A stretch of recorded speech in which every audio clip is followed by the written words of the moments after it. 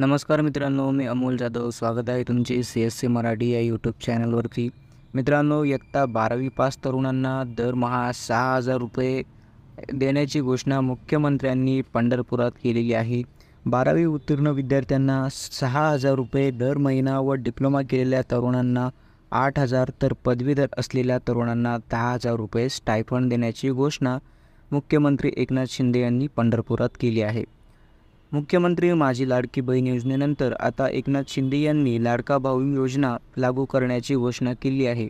पंढरपूर येथे कृषी पंढरी या कृषी प्रदर्शन उद्घाटन सोहळ्यात मुख्यमंत्र्यांनी ही घोषणा केली. या योजनेअंतर्गत 12वी उत्तीर्ण विद्यार्थ्यांना दरमहा 6,000 रुपये आणि डिप्लोमा केलेल्या विद्यार्थ्यांना दरमहा 8,000 रुपये व पदवीधारक असलेल्या तरुणांना दरमहा 10,000 रुपये स्टायफंड देण्याची घोषणा मुख्यमंत्री एकनाथ शिंदे यांनी केली आहे. आपण लाडकी बहीण योजना आणली तेव्हा काही लोकांनी आपल्यावर टीका केली. ते म्हणाले, लाडक्या बहिणींसाठी योजना आणलीत, आता लाडक्या भावांचे काय? मला त्यांना सांगायचे आहे की लाडक्या भावांकडेही आमचे लक्ष आहे. त्यामुळे आम्ही त्यांच्यासाठी योजना आणली आहे.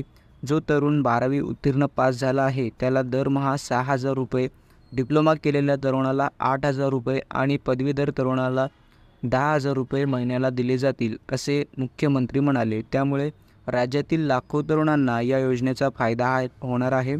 हा तरुण वर्षभर एखाद्या कारखान्यात ॲप्रेंटिसशिप करेल, त्यानंतर त्याला कामाचा अनुभव मिळेल आणि त्या अनुभवाच्या जोरावर त्याला नोकरी देखील मिळेल.